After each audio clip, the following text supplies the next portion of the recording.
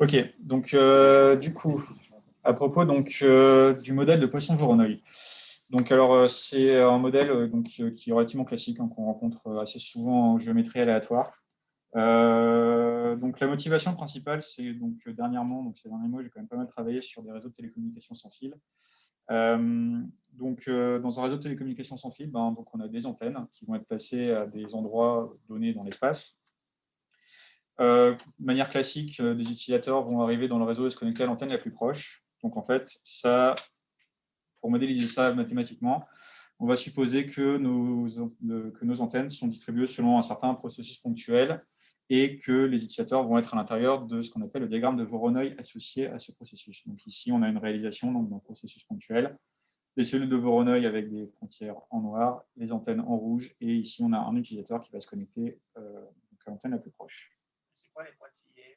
Alors les pointillés, c'est juste le chemin entre l'utilisateur mobile en bleu et l'antenne la plus proche en rouge. C'était juste une petite illustration. Les pointillés noirs. Alors là, les pointillés noirs, c'est juste les librairies que j'ai utilisées comme j'ai fait mon processus sur une région qui est relativement petite. En fait, les librairies en Python utilisent des pointillés pour montrer les cellules de Voronoi qui ne sont pas bornées. Donc ici, en fait, qui sont ouvertes vers plus infini. Voilà, donc là, c'est juste... c'est pas très important. Donc déjà, juste définir un peu théoriquement ce que c'est un processus ponctuel. Donc alors, un processus ponctuel, donc si on prend un espace probabiliste, donc oméga fp, et donc S, un espace mesurable avec une tribu associée. Donc la seule condition qu'on prend, c'est le fait que S soit localement compact et séparé. Bon, en pratique, c'est des hypothèses qu'on a toujours. Donc en fait, un processus ponctuel sur S va tout simplement être une fonction donc, qui va donc, de B de oméga dans N, telle que donc la fonction partielle par rapport à oméga va toujours être localement finie. Donc c'est une mesure localement finie sur S. Et de l'autre côté, la fonction partielle par rapport à grand oméga est une variable aléatoire sur N. Et donc, en fait, en faisant ça, on va définir une variable aléatoire sur l'ensemble des mesures localement finies. Donc, alors, juste une mesure localement finie, c'est une mesure qui est toujours finie sur des ensembles finis. Donc, voilà, on ne s'amuse pas à avoir des mesures qui divergent vers plus l'infini, etc. C'est des choses qui sont étudiées en théorie de la mesure, mais qui ne tombent pas du tout dans le spectre des processus ponctuels. Et donc, voilà, donc ici, donc phi, en fait, tout simplement, on peut définir ça comme étant une mesure aléatoire, donc une variable aléatoire sur l'ensemble des mesures localement finies. Et donc, c'est uniquement ça un processus ponctuel. Donc, on peut avoir également des représentations alternatives des processus ponctuels qui sont bien pratiques dans certains cas. Donc, on peut voir ça comme étant la somme. Donc, ici, delta, ça va être la mesure de Dirac. Si on prend n, une variable aléatoire à valeur entière, et xi des points de notre espace S qui sont tirés de manière aléatoire, en fait, on peut juste dire que phi, une réalisation de phi, ça va être la somme des mesures de Dirac sur tous les points de notre processus ponctuel. C'est une représentation alternative. Et donc, du coup, ici, avec n, qui est donc le cardinal de phi, donc, qui précédemment était la fonction partielle par rapport à b. Donc, du coup, tu as forcément un nombre fini de points. Alors, dans le cas où on a des mesures qui sont localement finies, le nombre de points va toujours être fini sur n'importe quel ensemble compact. Par contre, un processus ponctuel peut avoir des réalisations de processus ponctuels sur le plan entier. Donc, alors ici, du coup, n peut potentiellement être infini. Donc, d'autres petites définitions. Donc, alors, si les points xi sont presque sûrement tous différents, donc ça veut dire que pour chaque point, sa mesure est au plus égale à 1. On dit que notre processus ponctuel est simple. Et si le processus ponctuel est invariant par translation, on dit qu'il est stationnaire. La stationnarité, en fait, il y a une définition qui est un peu plus large, mais dans le cadre de cette présentation, je vais utiliser cette définition qui va correspondre à ce qu'on cherche à obtenir. Donc, parmi tous ces processus ponctuels, donc, il y en a plein. Hein, c'est un domaine d'études complet en théorie de la mesure et en géométrie aléatoire. Donc, il y a énormément de processus, mais le plus simple, c'est le processus ponctuel de Poisson. Et pourquoi est-ce qu'il est simple? Donc, ici, donc, je vais uniquement me limiter au cas où S, c'est RD, donc avec D qui est plus grand que 1, donc l'espace le plan ou l'espace réel. On prend B, l'attribut de Borel associé. Donc, on va supposer qu'il existe une fonction, une petite fonction lambda, donc de RD, donc plus 0 plus infini, et une fonction grand lambda, en fait, qui va juste faire l'intégrale de lambda de x sur chacun des ensembles B de l'attribut de Borel. Donc, si pour tout ensemble A, la probabilité que donc, la distribution du nombre de points du processus ponctuel phi dans A suit une loi de Poisson de paramètre lambda de A, et si on prend pour tout ensemble de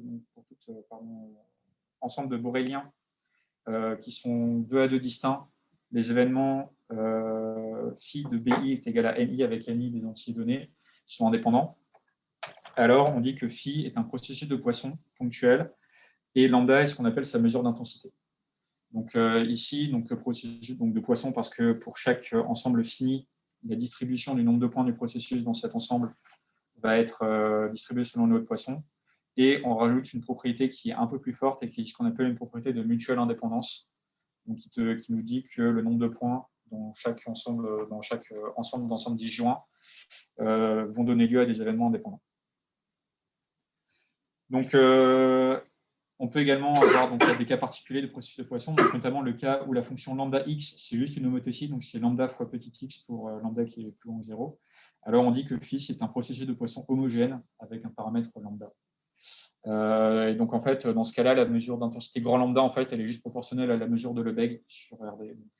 C'est le cas le plus simple des processus ponctuels de Poisson. Et ça nous donne un grand nombre de propriétés intéressantes, donc comme le fait que c'est homogène, que c'est isotrope, que c'est invariant par translation.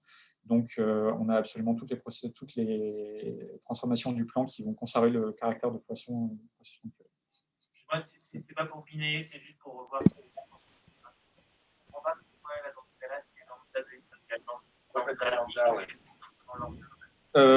Oui, pardon, c'est lambda. Voilà. Pardon,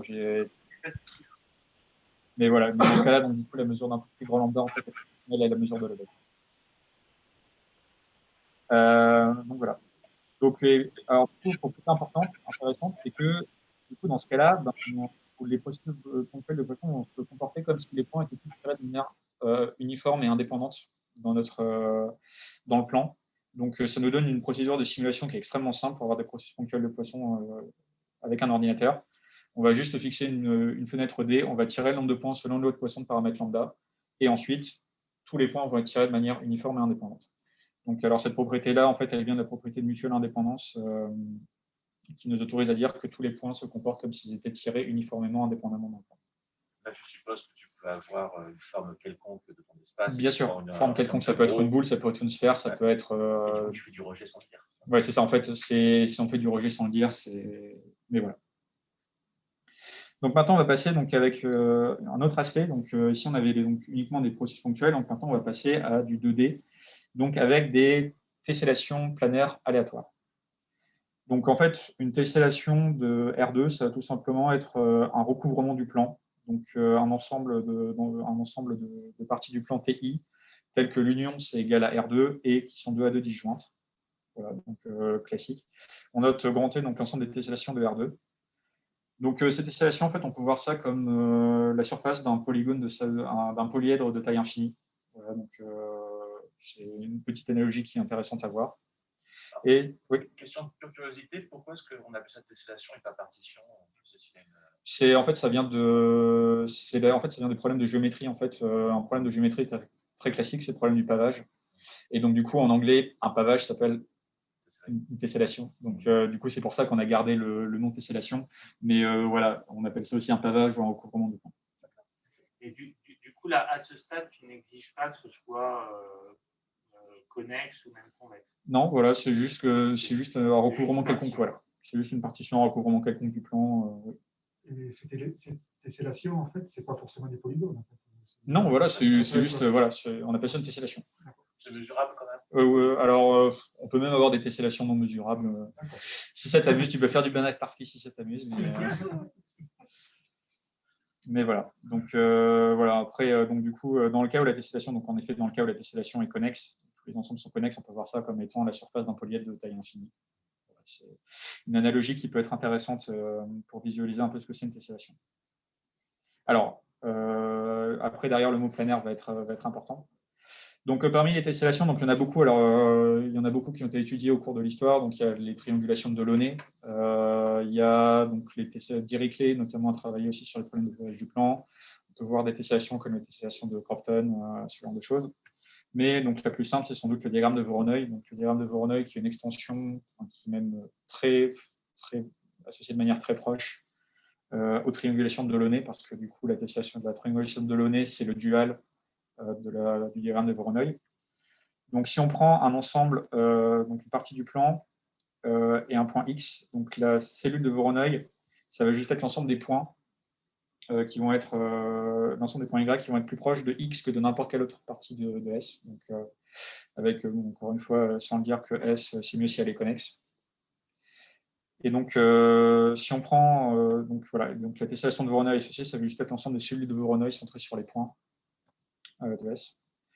Et donc, du coup, si on prend phi en processus ponctuel, et bien en fait, V de phi, ça devient une tessellation aléatoire. Donc, ça devient une variable aléatoire sur l'ensemble des tessellations. Et donc, c'est là en fait où ça commence à devenir intéressant parce qu'on tombe sur de la géométrie aléatoire.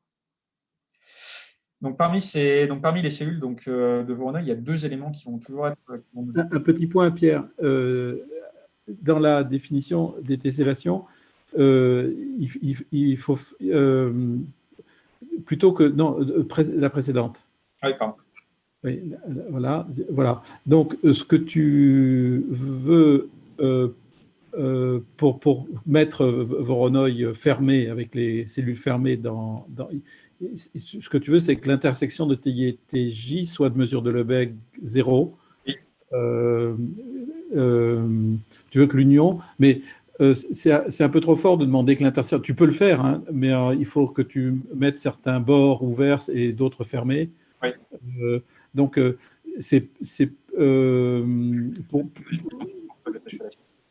voilà, oui, donc tu pourrais remplacer la définition TI inter TJ égale l'ensemble vide par mesure de Lebesgue pour R2, donc en l'occurrence, puisque voilà, mesure de Lebesgue pour R2 de l'intersection égale 0. Et comme ça, tes fermés aléatoires là, qui apparaissent pour Voronoi sont bien une tessellation. Voilà. Et bien, tu peux faire marcher cette définition, mais à ce compte-là, il va falloir choisir quel bord tu ouvres, quel bord tu fermes dans les. Ouais, c'est ça. Donc, bon. Donc, il vaut mieux prendre cette définition qui est plus générique. Ouais. Donc voilà, donc opération de théorie. Mais oui, en effet, donc voilà, c'est important. Donc en effet, pour avoir le caractère fermé, en fait, on peut voir la tessellation de Voronoi avec un processus ponctuel comme étant un ensemble de fermés aléatoires.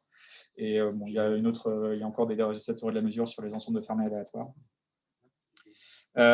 Donc, du coup, ici, quand on va prendre une tessellation aléatoire, en fait, il y a toujours deux éléments qui vont être particulièrement importants pour nous à étudier. Donc, l'objet typique, donc la cellule typique dans une tessellation aléatoire, ça va être n'importe quelle cellule qui va être prise uniformément au hasard. Et l'autre, qui est différente, ça va être la cellule 0, et ça va être la cellule qui contient l'origine. Alors, pourquoi est-ce que ces deux éléments vont être différents? Parce qu'en fait, d'un côté, on va prendre n'importe quelle cellule de manière indépendante, et l'autre, en fait, on va fixer un point qui appartient à cette cellule. Et le fait de fixer un point à l'intérieur de cette cellule, ça va rajouter un biais d'observation, et on va rajouter un conditionnement. Et donc, du coup, on peut prouver que les distributions de ces deux éléments vont être différentes. Et donc, notamment, quand on va travailler en géométrie aléatoire, il y a une distribution qui est importante, qui s'appelle la distribution de Palm. Et donc, la distribution de Palm, ça va être une distribution de probabilité qui va être conditionnée sur le fait qu'on ait un événement qui arrive à l'origine. Oui, vas-y. Uniformément au hasard sur un truc dénombrable, c'est pas compliqué. Uniformément au hasard sur un truc dénombrable. Si tu as des données dans le plan, donc tu as un nombre dénombrable de cellules, a priori en bijection avec n. Ouais. Donc choisir un entier uniformément au hasard, c'est pas tricky.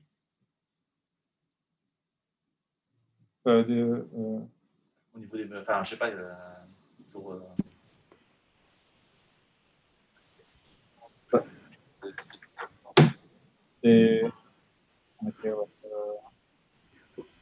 Oui, c'est tout à fait. Mais justement, c'est ça que permet Palm. Palm, c'est choisir au hasard dans un ensemble infini. Et donc, Palm, c'est donc, tu prends la distribution de Palm de processus de Poisson, et tu regardes la cellule de l'origine, et ça revient par le théorème ergodique à prendre au hasard un point dans une grande boule et à regarder sa cellule de Voronoi. Tu fais tendre le volume de la boule vers l'infini, ou le rayon, et alors ça converge vers Palm par le théorème ergodique.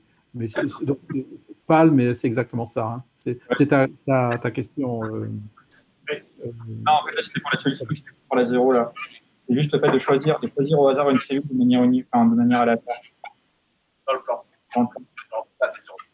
Ouais. Alors, bon, après, en pratique, ce qu'on fait, c'est qu'on prend une boule de grande taille et on peut uniformément à l'intérieur d'une boule de grande taille. Et qu'ensuite, on fait tendre le rayon vers l'infini.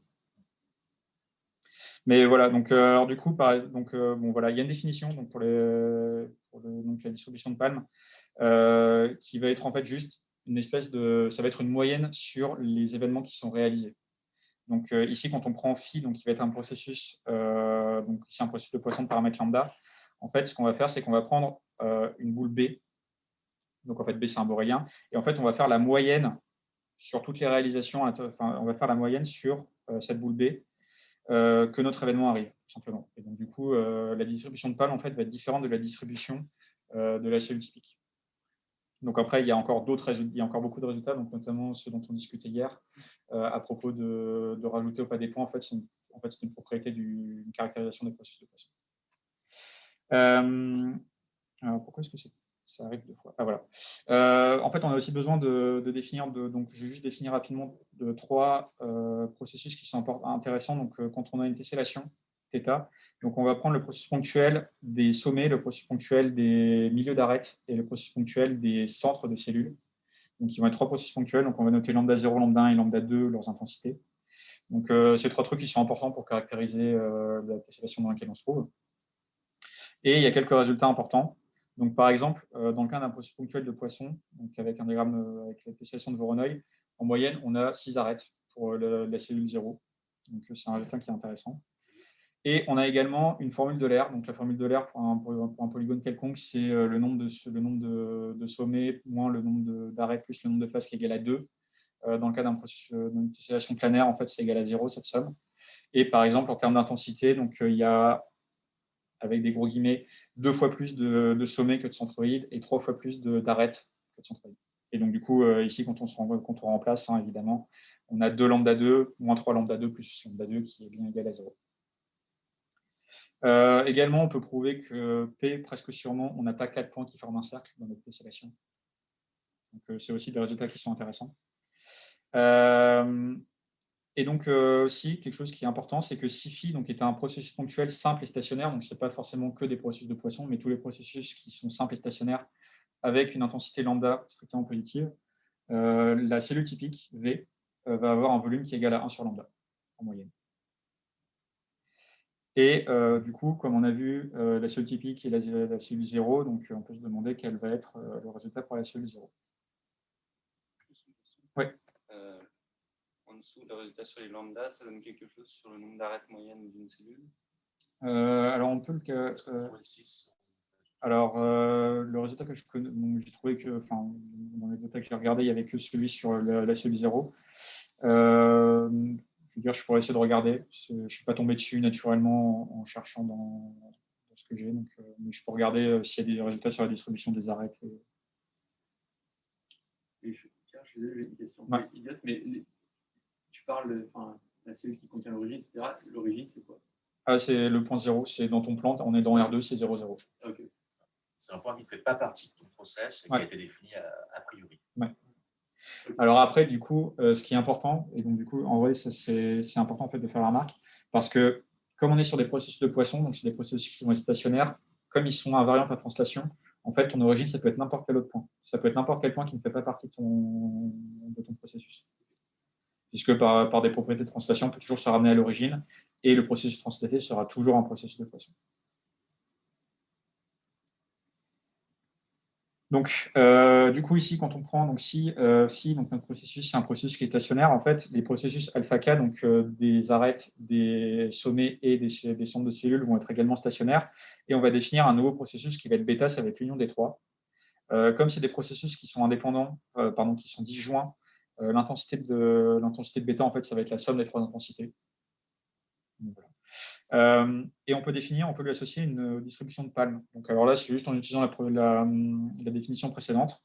Comme ensemble B, en fait, on va prendre la boule 0,1. Et donc, on lui associe une distribution de palme. Alors, ça, c'est juste une définition. Mais on va également on va définir un autre ensemble qui va être T2.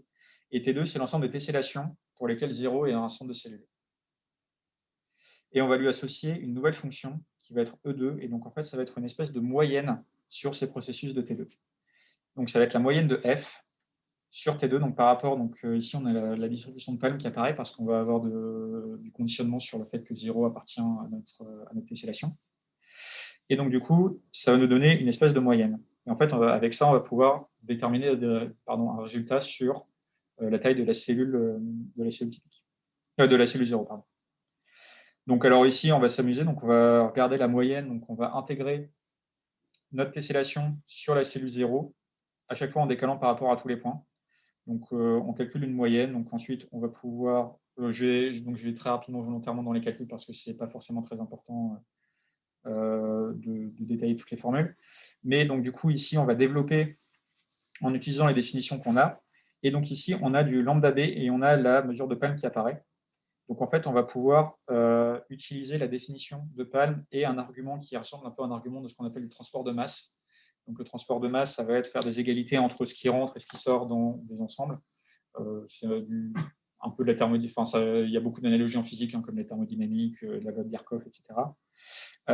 Et donc, du coup, en faisant ça, on va pouvoir appliquer ceci. On va avoir 2 fonctions indicatrices qui vont apparaître.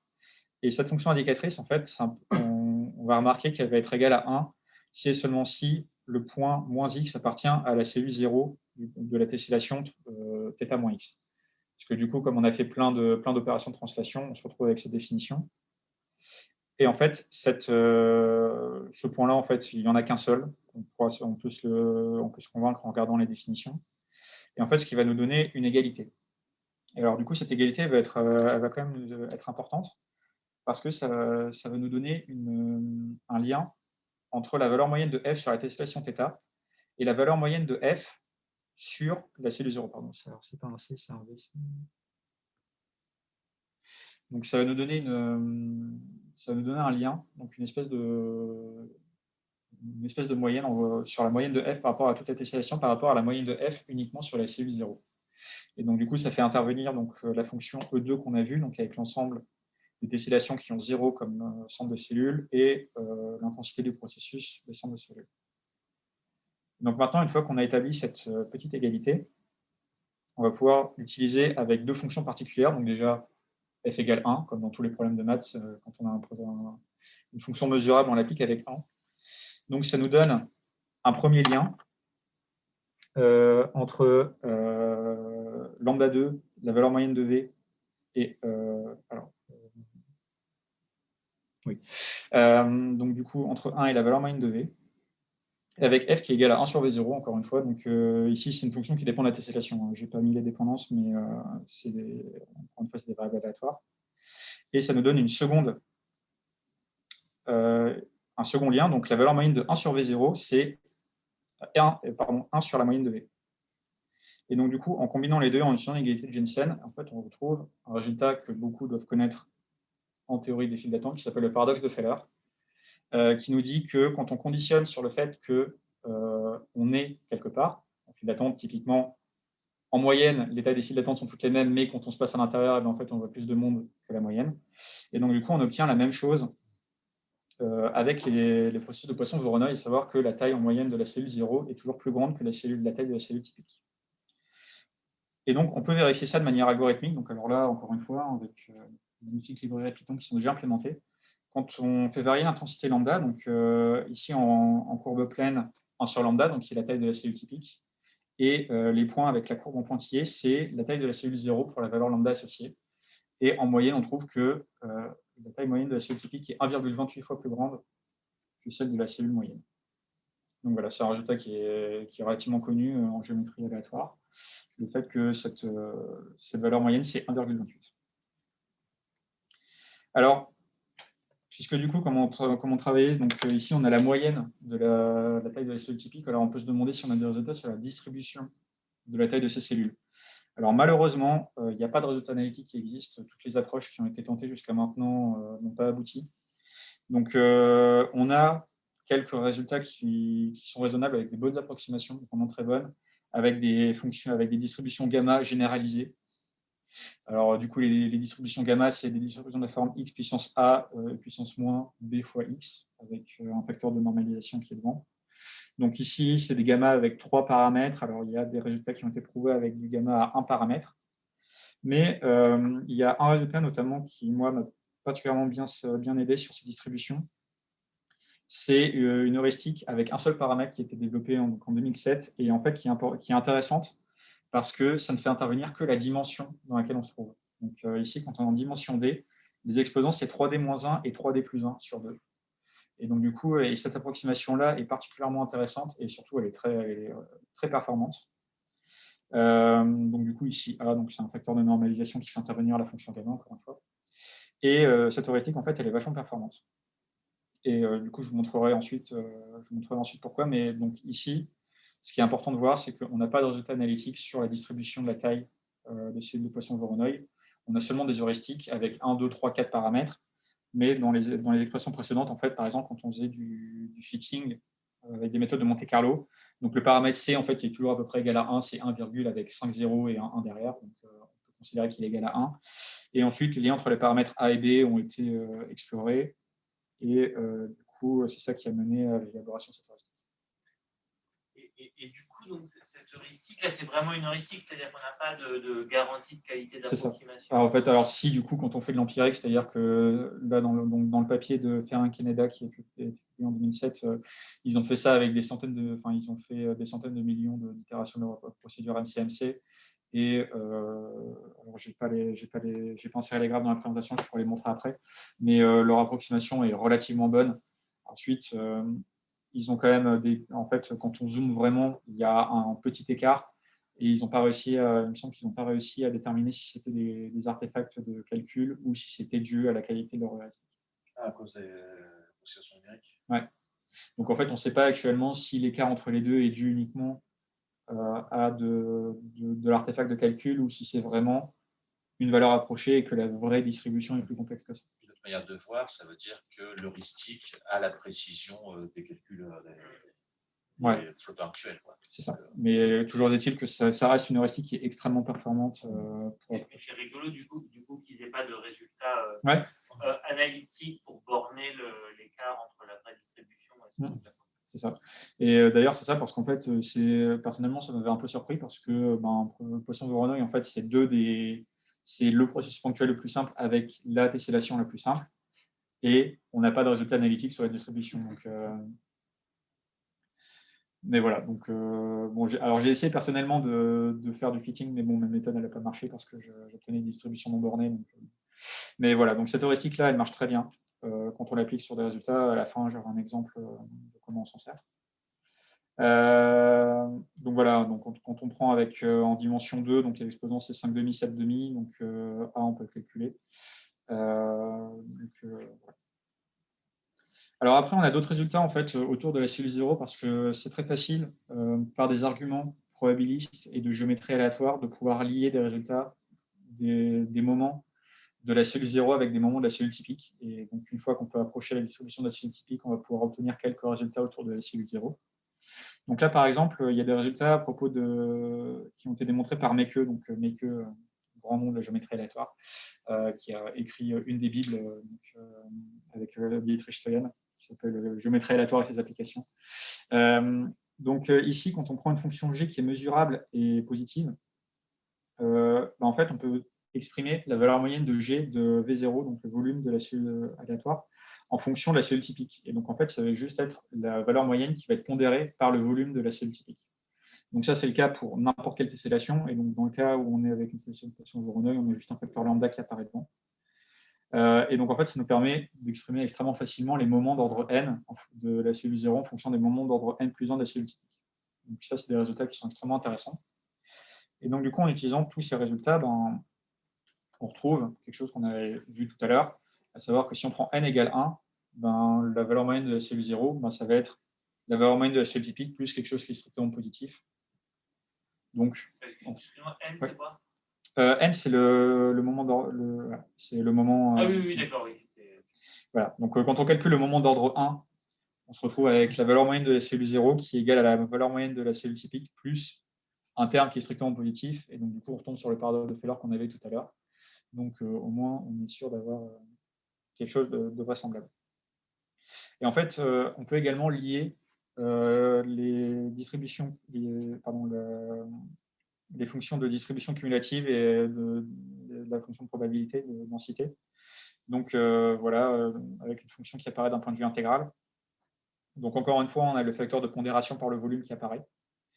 Et on peut également avoir, en dérivant par rapport à petit x, la fonction de densité. Donc, du coup, si on utilise l'heuristique de tout à l'heure, en fait, ça nous donne une bonne heuristique pour estimer la distribution donc de la taille de la cellule 0. Et ce qui va être intéressant, c'est juste que quand on prend avec d égale 2, et quand on calcule l'intégrale, on se retrouve avec 9 septièmes fois 1 sur lambda, et 9 septièmes, c'est précisément égal à 1,2854, qui est la valeur qu'on avait tout à l'heure. Donc encore une fois, on retombe sur nos pieds. Et ce qui montre également que l'heuristique qui était prouvé par Ferenc en fait, reste relativement performante parce qu'elle nous permet de retrouver des résultats qu'on avait établis de manière analytique et empirique précédemment. Le 9 septième, il est sûr du coup là, c'est le 9 septième. Alors, il n'est pas sûr à 100%, mais en fait, donc, le 9 septième apparaît quand on calcule cette intégrale-là. Quand on calcule l'intégrale de cette fonction-là. Mais après, empiriquement, oui, c'est-à-dire que quand moi je fais tourner ma simulation avec 10, 15, 20 000 itérations de processus, en fait, j'obtiens quelque chose qui tourne autour de 1,285. C'est pas un résultat analytique. Non, c'est pas un résultat analytique. Voilà. Mais donc, du coup, on calcule avec l'heuristique précédente. Voilà. Bon, le 9 septième fait partie des candidats qui sont très bons pour approcher. Donc voilà, encore une fois, donc je ne vais pas m'avancer sur c'est bon, c'est le bon résultat, mais en fait, jusqu'ici, c'est une heuristique qui est extrêmement proche et qui nous permet en fait de retrouver pas mal de résultats qu'on avait obtenus précédemment. Oui. Oui, non, ça répondait plus à la question. Et donc, du coup, là, je vais terminer donc, avec un exemple pratique donc, autour de ce qu'on a fait. Donc, c'est une soumission qu'on a faite avec François et Sanket pour Globcom. Et à un moment, on a dû travailler sur donc, réseau de télécommunications. Donc, on supposait que nos stations de base étaient. Allô ? Ok, donc on supposait que nos stations de base étaient distribuées selon un processus ponctuel de Poisson phi avec une intensité qui est lambda strictement plus grande que 0. Les utilisateurs mobiles qui arrivaient dans notre réseau étaient sur un autre processus ponctuel phi, d'intensité donc nu qui était plus grande que celle des stations de base, de façon à ce qu'on ait toujours au moins un utilisateur par station. On était en accès libre, donc les utilisateurs se connectaient à la station la plus proche, et donc du coup on se retrouve sur le cas de, on est sur un processus de Poisson-Voronoi. Donc voilà, une tessellation Poisson-Voronoi de R2 avec un paramètre lambda. On avait donc ce qu'on appelle du TDMA. Donc, alors, le TDMA, c'est pour Time Division Multiple Access. Donc, c'est un standard qui est très utilisé en communication. À savoir que les utilisateurs se connectent tous à la même antenne et les transmissions sont faites de manière séquentielle. Donc, du coup, les ressources radio vont être divisées de manière égale entre tous les utilisateurs. Donc, en moyenne, quand on utilise du théorème ergodique, on se rend compte du coup que si on a n utilisateurs connectés à la même antenne, le temps affecté à chaque utilisateur, ça va être 1 sur n, et donc du coup que le pourcentage le taux de Shannon qui va être attribué à chaque utilisateur, ça va être le taux de Shannon maximum divisé par n. Voilà, donc on supposait également que tous les utilisateurs recevaient le même taux de Shannon, donc qu'on était grand R. Et donc, ici, encore une fois, comme on a un processus de Poisson stationnaire, en fait, on peut supposer que n'importe quel utilisateur mobile se trouve à l'origine, donc avec des histoires de translation. Donc, du coup, on pouvait résumer l'analyse de notre système à l'utilisateur typique mobile situé à l'origine. Et donc, du coup, en fait, si on définit Z, qui va être le nombre d'utilisateurs mobiles qui vont se partager l'antenne 0, le taux de Shannon moyen que va recevoir cet utilisateur typique situé à l'origine, ça va être R, fois la valeur moyenne de 1 sur Z, avec 1 sur Z qui va être le nombre l'inverse du nombre d'utilisateurs associés à cette antenne. Et donc, du coup, en fait, notre problème, ça a été comment est-ce qu'on fait pour calculer ce 1 sur Z. Et donc, du coup, en fait, tout simplement, ici, on sait on utilise la formule du transfert, on a quelque chose qui est un processus ponctuel de Poisson, donc qui va être distribué avec une moyenne qui va être nu fois le volume de cette cellule de Poisson. On utilise des manipulations de somme, etc. Et on se retrouve à calculer une transformée de Laplace qui va être la transformée de Laplace de la variable lambda fois V. Ah oui, quelque chose d'important, il faut que je n'ai pas mentionné et que j'ai oublié parce que je ne l'avais pas écrit, mais qui est très important ici. Cette distribution, c'est la distribution de la cellule normalisée. En fait, ça va être la distribution, donc de V divisé par sa valeur moyenne. C'est pour ça que j'ai écrit la distribution de lambda fois V. En fait, lambda fois V, dans le cas où on est sur du Poisson-Voronoi, la valeur moyenne de la taille, ça va être 1 sur lambda. Donc ici, en fait, ils ont les résultats de distribution qu'on a, c'est pour des résultats c'est pour la taille normalisée par sa moyenne. Du coup, ça permet d'avoir des distributions qui marchent, quel que soit le paramètre lambda qu'on prend pour notre processus ponctuel de Poisson. Ouais. Et du coup, ici, par exemple, c'était pour ça, je ne l'avais pas mentionné que quand on calculait, ici, on avait du x sur lambda qui apparaissait, parce que on devait remultiplier par la valeur moyenne. C'est moi qui fais. Je pense que c'est moi qui. Nous, on voit toujours ton écran. Oui, d'accord.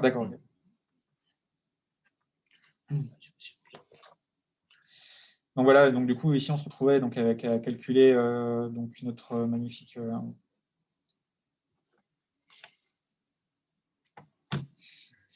Oui, alors vous ne le voyez pas, il y a Fabien qui est en train d'essayer de faire du maraboutisme devant l'écran pour qu'il se rallume.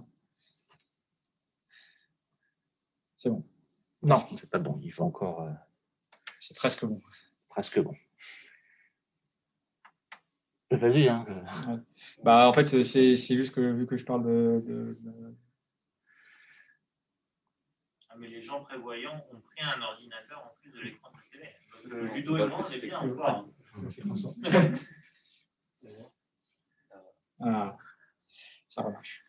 Donc voilà, donc du coup, on se retrouve à calculer donc, une magnifique transformée de Laplace. En fait, en utilisant notre heuristique précédente, on peut obtenir donc une forme close relativement simple, si vous appelez des puissances 7,5 relativement simples, pour notre distribution. Et en fait, ça marche du tonnerre quand on calcule. Donc ici, en fait, ce qu'on avait pris, c'est qu'on avait pris nu qui était égal à un certain lambda prime fois une fonction de donc f qui était une fonction cumulative de distribution. Et quand on simule notre résultat, on obtient quelque chose qui marche. Voilà, c'est la simulation par d'elle-même. Hein. Alors, contrairement, ici, la raison pour laquelle j'avais poussé ce calcul, c'est parce qu'en fait, d'habitude, ce qu'on fait quand on fait de la géométrie aléatoire, c'est on ne s'embête pas et on fait directement de la valeur moyenne. Donc, on dit que E de 1 sur Z, c'est égal à 1 sur E de Z. C'est le théorème de Mathieu, ça. Bon, alors du coup, si vous avez déjà fait un peu d'inégalité de Jensen, etc., vous voyez que c'est un peu bizarre. Mais en fait, si on prenait donc avec le développement en premier ordre, en fait, on obtient sur 1 plus donc le 1.28 qui apparaît ici. Et alors, j'avais une comparaison des deux, et en fait, on voit que cette formule-là, en fait, ne tient absolument pas. Je vais la retrouver.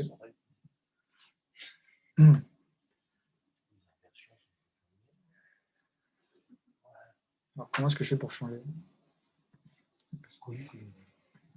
Donc voilà, donc quand on faisait l'analyse, alors bête et méchante, juste en valeur moyenne, en fait, on obtenait ça, donc je zoome un peu. Mais donc du coup, avec donc la ligne en pointillé, c'est l'analyse en valeur moyenne, et on se rend compte qu'on a des écarts qui sont vraiment très élevés. Et alors le but en fait de notre papier, c'était justement de trouver un optimum. Donc, selon la valeur de x, qui était la fonction cumulative de distribution qu'on avait. Et en fait, on se rendait compte qu'en prenant cette approximation d'ordre 1, donc dans le théorème de Mathieu. On avait des maxima en fait, qui ne se trouvaient pas du tout au bon endroit et surtout, on était très mauvais pour déterminer la valeur actuelle du maximum. Pierre, une question, Oui. c'est Anastasios. En fait, l'espérance 1 sur Z et 1 sur espérance Z, c'est vraiment une discussion très intéressante. Je voulais dire qu'en fait, le 1 sur espérance Z, ça pouvait être lié avec le Renewal Reward Theorem. Ça veut dire si on a plusieurs réalisations, le Renewal Reward Theorem dit que, par exemple, imaginons que pour chaque réalisation, on gagne un reward et on a une durée, par exemple, de cette reward. Alors, la moyenne de reward sur durée, ça serait espérance de reward divisé par espérance de durée. Bien sûr, c'est différent de ça que tu écris parce que j'imagine qu'il y a 1 sur Z, c'est sur une réalisation. C'est sur un... Alors, faut juste ce qu'on entend par une réalisation. Imagine par exemple que... OK. Imagine que nous avons un success run. Oui. Ça veut dire les temps que tu joues avec ton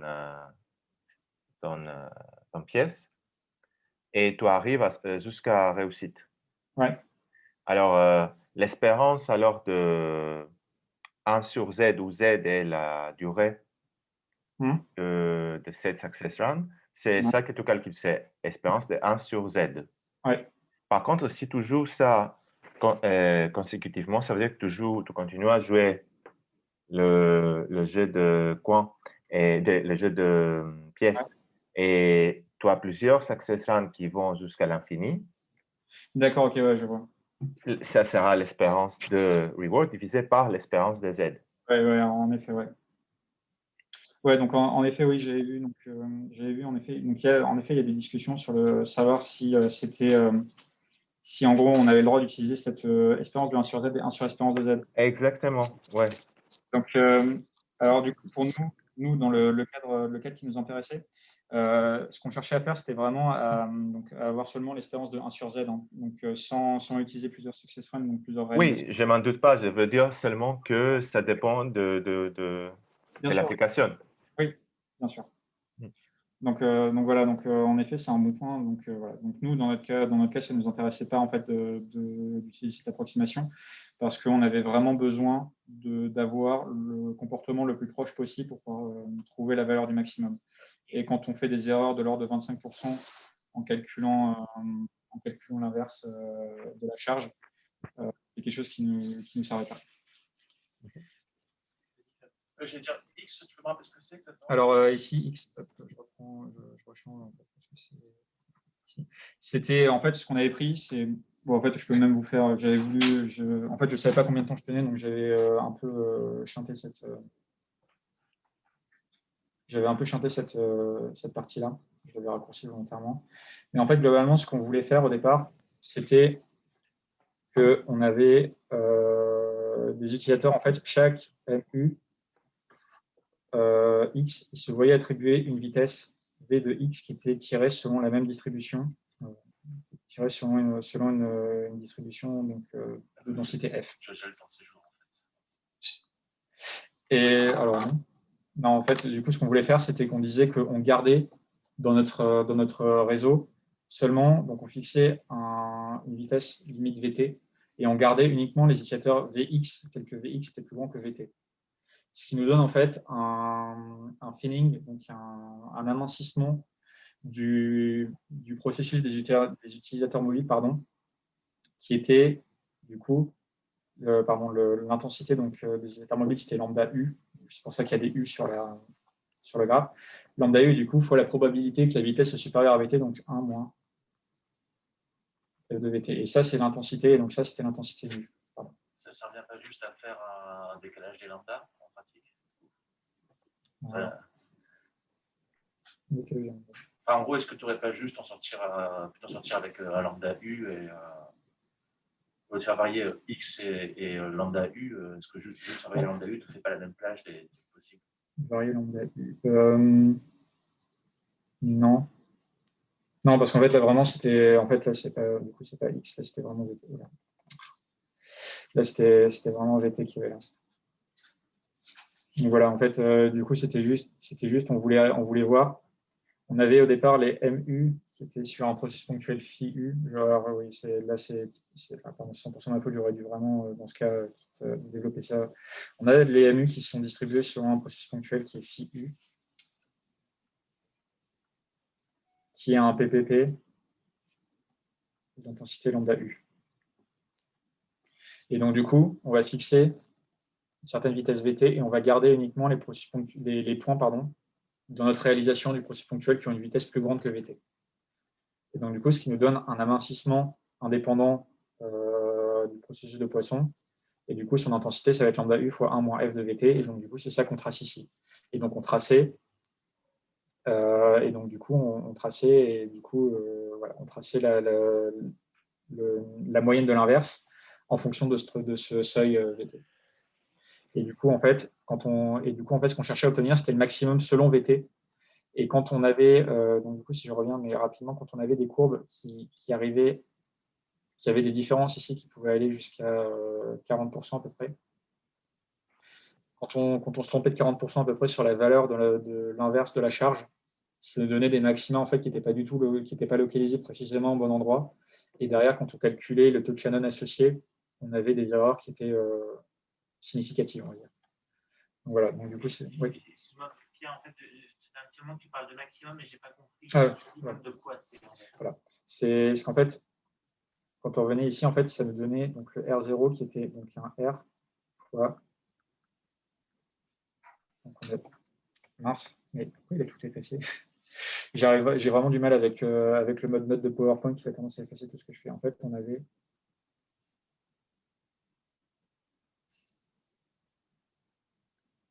En fait, l'inverse de la charge, en fait, là, dépend du. Oui, c'est vraiment ma faute, j'aurais vraiment dû.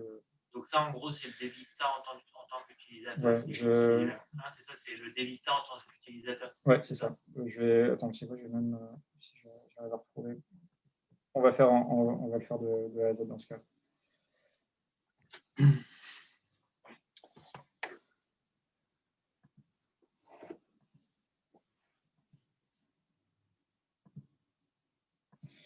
Bon. Je fais du coup ça. Donc voilà. Donc, alors juste, vous voyez, est-ce que c'est celui-là que vous voyez? Non, c'est pas celui-là que vous voyez.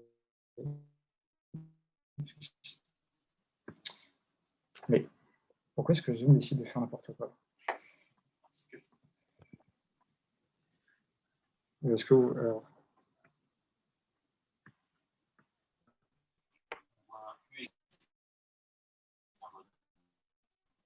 Ok. Ok. Donc en fait, ce qu'on a, c'est que on a donc, notre R0. Ça va être donc le taux de Shannon qui va être dédié à tous les utilisateurs fois la moyenne de l'inverse de la charge. La charge, c'est le nombre d'utilisateurs. Donc Z, c'est 1 plus donc, le nombre d'utilisateurs mobiles dans la cellule 0, donc dans la cellule d'une antenne 0. Et en fait, notre base, c'était de dire on fixe un seuil VT. Tous les utilisateurs mobiles vont avoir une vitesse Vx qui va être tirée selon une distribution f de v de manière IID. Donc, propriété des processus de Poisson, en fait, ça, ce qu'on a fait, c'est ce qu'on appelle un thinning, donc un amincissement. Et donc, du coup, par propriété des processus de Poisson, si on veut garder donc, le processus de phi u inter l'ensemble des Vx, tel que Vx est strictement plus grand que Vt, ça va encore être un processus ponctuel de Poisson, mais d'intensité qui va du coup être lambda u fois 1 moins f de Vt. Et donc, du coup, en fait, là, ça revient à créer la variable z là qui va dépendre de la vitesse. Donc, du coup, on avait R0 qui est égal à R cette fois E de 1 sur Z, pardon.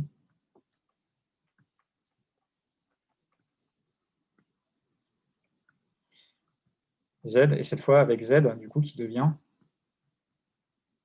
1 plus Z. Les Vx qui sont plus grands que Vt pour X qui appartient à V0. Attends, juste pour être sûr que je comprends bien ce qu'on essaie de faire. Donc, les vitesses, donc les vitesses, c'est des trucs donc, qui sont associés à chacun de tes utilisateurs, c'est ça? Et pour chaque utilisateur, donc, tu tires une vitesse au hasard selon une certaine distribution de probabilité. Et ça, c'est indépendant du processus de Poisson lui-même, c'est ça? Enfin, oui. C'est juste, voilà. C'est trop lent, Et les utilisateurs qui ont une petite vitesse, tu les… En fait, ils ne se connectent pas, tout simplement. Ils ne se connectent pas. OK. Et par contre, après, cette vitesse, elle n'a pas de, on va dire, d'influence sur le débit ou sur quoi que ce soit. C'est juste une façon de filtrer les utilisateurs qui se connectent. Vitesse, mais ça pourrait s'appeler compte en banque, totalement, nombre d'amis sur Facebook, ou n'importe quoi, c'est ça? Et donc, mais du coup, en fait, maintenant, le taux de Shannon qui va être reçu comme on est sur du TDMA, c'est-à-dire que du coup, il y a un certain nombre de personnes qui vont partager l'antenne avec notre utilisateur typique situé à l'origine. Et donc, du coup, maintenant, ça rajoute une dépendance sur ce seuil-là. Parce que du coup, plus on met le seuil bas, plus il va y avoir de gens qu'on va autoriser à partager l'antenne. Et donc, du coup, ça va faire diminuer le taux de Shannon que reçoit l'utilisateur typique. Au contraire, si on met le seuil à plus l'infini, il n'y a personne d'autre qui va se connecter à part nous. Donc, du coup, on va être sur le monde. Et donc, du coup, le but du jeu, c'est de trouver, par exemple, donc un seuil qui maximise. Alors, par contre, je ne comprends pas pourquoi ça maximise, parce que je comprends que tu veuilles atteindre au moins un certain taux de Shannon, mais je ne comprends pas pourquoi il y a un seuil qui peut maximiser, parce que ce qui maximise, c'est juste d'être tout seul au monde. Oui, en fait, mais du coup, là encore une fois, c'est caché.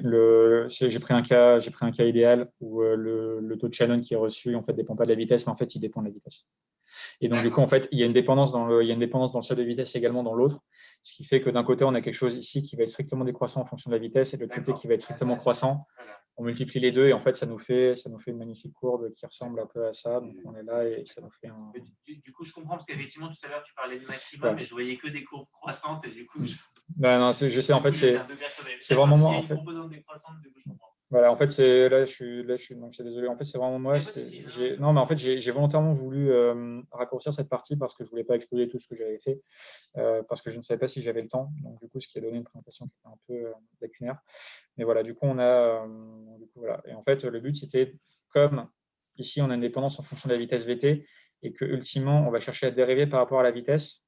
Si l'approximation ici est mauvaise, que ce soit sur la forme ou alors sur les valeurs, on va avoir des maxima qui vont être donnés de manière analytique, qui ne sont pas les maxima qu'on obtient par les simulations, et en fait qu'on obtiendrait dans la vie réelle. Et du coup, en fait, l'heuristique qu'on aurait développé ne serait pas performante. Et en fait, le fait d'avoir utilisé ce résultat-là sur la distribution des cellules de Voronoi, donc, ce fameux résultat-là sur les cellules de Voronoi, en fait, nous a permis de bien augmenter la qualité de l'heuristique qu'on a. Oui.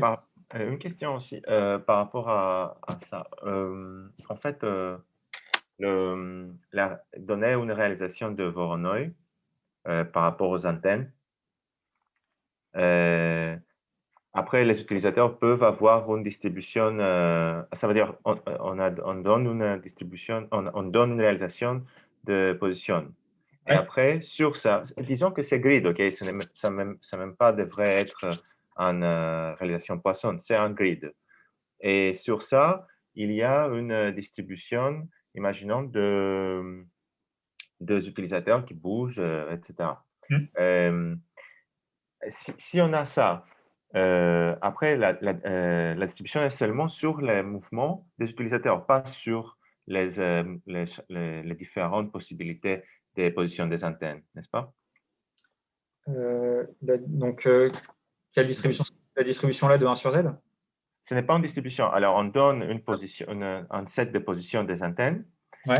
Et après, sur cette set de positions des antennes, on a une distribution des mouvements des utilisateurs. donc dans le cas en fait où les antennes sont fixées. Alors là, du coup, ça utilise en fait le fait que les antennes ça utilise aussi le fait que les antennes sont distribuées selon un processus ponctuel de poisson. Je comprends, mais je veux dire que si on fait au début, si on donne une position des antennes, calcule les résultats que vous avez fait et après, sur ces résultats, prendre une distribution des antennes, est-ce qu'on va arriver au même résultat? Ça veut dire que donner une distribution Poisson, Ouais. nous avons des mouvements des utilisateurs, etc. Et après, on prend l'espérance par rapport au... Ce que je voulais dire, c'est que peut-être, est-ce que c'est possible que j'essaie de trouver une façon de reproduire les résultats 1 sur espérance Z et faire les liaisons entre les deux résultats, parce que ça serait intéressant, en fait, de dire que dans ces cas, nous avons espérance 1 sur Z, mais dans un autre cas, où, par exemple, il y a, je ne sais pas, où vous pouvez, par exemple, appliquer le théorème de renewal reward, vous pouvez arriver dans cet autre extrême pour peut-être valoriser les deux cas ou trouver un schéma continu entre les deux cas. Ouais, alors je vois ce que tu C'est un peu intuitif, ce n'est pas très clair ce que je dis, mais... alors je vois ce à quoi tu essaies d'arriver. Alors là, malheureusement, je ne vais pas pouvoir te répondre. Je vais y réfléchir. Si j'ai une réponse. D'accord. Mais parce que peut-être qu'il y a un scénario spécifique où ça fait du sens l'un ou l'autre. Ok, non, mais en vrai, c'est intéressant de réfléchir parce que là, la différence est quand même significative entre les deux, mais essayer de voir si on n'a pas des cas dans lesquels l'approximation 1 sur espérance de Z est correcte. C'est en effet intéressant. Ouais, ok.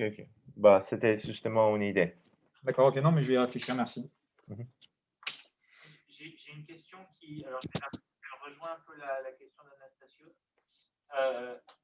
En fait, je comprends pas bien pour les applications, pourquoi on considère que les antennes, elles respectent un PPP. Je vois assez bien pourquoi on a envie de prendre ça pour les utilisateurs, par exemple, mais effectivement, dans la réalité, les antennes, alors, de deux choses l'une, soit c'est une donnée, c'est-à-dire elles sont là où elles sont, soit éventuellement, tu te poses la question d'optimiser leur placement pour justement que le réseau fonctionne bien. Et du coup, je me demandais un peu quelle était la motivation justement de suivre un PPP. Alors, j'avoue que principalement, je l'ai fait parce que tous les papiers le font.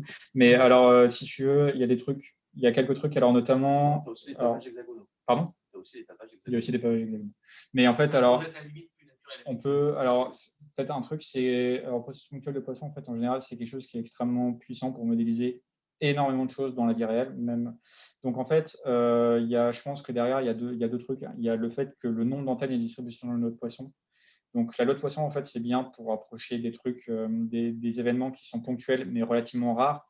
Du coup, comme typiquement des antennes, en fait, quand on veut avoir des antennes, elles sont quand même bien espacées dans l'espace. Donc, le fait de tomber sur une antenne dans une ville, c'est pas quelque chose. En gros, il n'y en a pas à tous les coins de rue. Et le truc, c'est le fait que les points peuvent être considérés comme étant indépendamment distribués de manière uniforme dans l'espace. Alors, c'est une approximation de la physique de la chose, mais on peut très bien supposer en première instance, à l'ordre 1, qu'un réseau d'antennes, les antennes vont être distribuées de manière indépendante. Et du coup, en fait, ça me fait un peu penser aux histoires on a déjà parlé plusieurs fois de distribution qui maximise notre prix, et tout comme ça. Je ne sais pas si là c'est le cas, mais en gros, tu dis, bon, bah, quand je ne sais pas, je suppose que la distribution elle est uniforme parce que c'est l'espèce de distribution un peu par défaut, un peu la distribution moyenne. Et finalement, à moins d'avoir plus d'informations que ça, cette distribution est des résultats, on va dire, un peu au centre du genre de trucs qui peuvent se passer en vrai, des fois un peu plus, des fois un peu moins, selon moi. Je ne sais pas si c'est un peu la même chose. Je veux dire, alors après, mais je pense quand même que la distribution uniforme en termes d'entropie est pas mal parce qu'en fait, c'est quand même quelque chose qui est très peu ordonné. Donc, bon, après, il faudra peut-être. Après, oui, en effet, on peut discuter le fait qu'on peut étudier aussi d'autres distributions pour les antennes, tout simplement. Voilà, après, pour lequel on a le plus de résultats analytiques établis. Et ça nous permet ensuite également Poisson maximise l'entropie pour une intensité donnée. Donc, c'est ça une des motivations. Mais en effet, Poisson est surtout utilisé là pour calculer les débits de Shannon, parce que, on sait calculer essentiellement dans ce cas. Mais il y a aussi des études statistiques qui ont été. Il y a tout un ensemble. Et donc, ce que les gens prennent maintenant, c'est des processus déterminantaux avec un peu de répulsion. Et ça, quand tu prends des schémas d'antenne sur des grandes villes, Poisson est un bon point de départ, mais de prendre des processus déterminantaux sur lesquels il y a un calcul explicite aussi est pas mal. Mais en effet, c'est ça qui maximise l'entropie et c'est ça qui justifie le calcul. Et une dernière question, désolé, pour insister à ça que je disais, c'est est-ce que c'est possible de calculer votre résultat pour le cell typique et pas pour le cell 0? Faire une transformation? Alors, naturellement, en fait, on va supposer, naturellement, en fait, c'est la cellule 0 qui va compter et pas la cellule typique, parce que à partir du moment où on va regarder un utilisateur mobile typique en particulier, on va directement conditionner sur le fait que cet utilisateur typique existe et qui fait partie de notre tirage. Et donc, du coup, en fait, c'est ça qui induit le fait qu'on va avoir toujours la cellule 0 et jamais la cellule typique. Parce qu'il y a ce biais d'observation qui va toujours être présent. Si l'arbre tombe dans la forêt et qu'il n'y a personne pour l'entendre, en fait, l'arbre n'est pas tombé. Voilà. Donc, si tu es toi-même un arbre qui tombe. Non, mais voilà, en fait, du coup, ce qui est important, c'est vraiment que comme on va considérer un utilisateur mobile typique en particulier, on va directement avoir ce biais d'observation et on va directement tomber sur la distribution de Palm et sur la cellule 0. Parce qu'il y a ce conditionnement qui apparaît de manière implicite. Par exemple, dans une file d'attente, tu peux regarder le fil d'attente soit à l'extérieur, soit par le point de vue d'un paquet qui entre, je veux dire. Oui, mais les performances, tu les as sur le point de vue du paquet qui rentre à l'extérieur. Parce qu'en fait, ce qu'on cherche à déterminer, c'est le taux de Shannon. Ça va être le taux de Shannon ou la area spectral efficiency. Et en fait, ça, c'est vu du point de vue de l'utilisateur qui transmet. Après, des fois, effectivement, les calculs externes en file d'attente sont plus faciles à faire. Mais si tu fais ça pour les performances, en fait, tu vas te taisir. C'est le paradoxe. Donc voilà, en fait, là, ce qui est vraiment important, c'est que c'est pour un utilisateur mobile qui se connecte au réseau. Et donc, du coup, toutes les quantités qu'on va considérer vont être vues du point de vue de cet utilisateur qui arrive. Et donc, du coup, Palm, et donc, du coup, cellule 0. Est-ce qu'il y a d'autres questions? Donc, voilà, j'avais juste quelques références là-dessus. Il y a en fait les processus, donc Poisson Voronoi et géométrie aléatoire, c'est quelque chose qui est étudié depuis une quarantaine d'années, donc au moins 60 ans. Ça date du milieu du XXe siècle.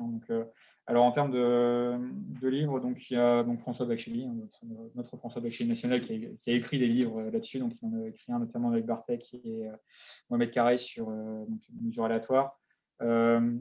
La Bible, donc le Stoyan Emeke, Stochastic Geometry and Explication, donc extrêmement complet. Donc c'est pas que sur les processus ponctuels, c'est sur toute la géométrie aléatoire. Meke, qui a aussi écrit beaucoup d'articles, donc là il en a écrit un très court, il fait 6 pages, mais il est très intéressant sur la relation entre la cellule 0 et la cellule typique. Donc Ferenc Ineda, leur papier heuristique, alors en fait ils ont montré que leur heuristique elle marche. Donc, la raison pour laquelle j'avais montré pour une dimension d quelconque, c'est qu'ils ont fait en 1D, 2D, 3D. Ils ont tenté de faire des calculs sur la 4D, mais ça n'a pas trop marché. Mais en fait, c'est là où en fait, tu développes cette heuristique. Et donc, alors récemment, j'ai dit qu'il n'y avait pas beaucoup de résultats sur de formules analytiques vraies pour les cellules. Donc, il y a un papier qui a été publié par Mankar, Parida, Dillon et Engi l'année dernière, il y a 2 ans, où en fait, ils développent des formules qui peuvent être un peu barbares au premier abord, mais en fait, ils calculent de manière exacte, par exemple, en dimension 2, le moment d'ordre 2 de la taille de la cellule typique, de la cellule 0, pardon. Et donc, du coup, ça donne des formules. Donc, c'est vraiment des calculs de géométrie pure. Donc, dans ce papier-là, ce résultat-là, en fait, ça va être dérivé de. Il cherche la distribution de la distance de l'origine au centre de la première cellule qu'on croise. Et donc, en essayant de déterminer cette distribution-là, on peut obtenir la taille de la cellule 0. Donc, voilà, il y a beaucoup de calculs de géométrie intéressants dans ce papier, donc si vous intéresse. Donc, voilà, c'était tout pour cette distribution, ce petit talk sur le processus de Poisson-Voronoi.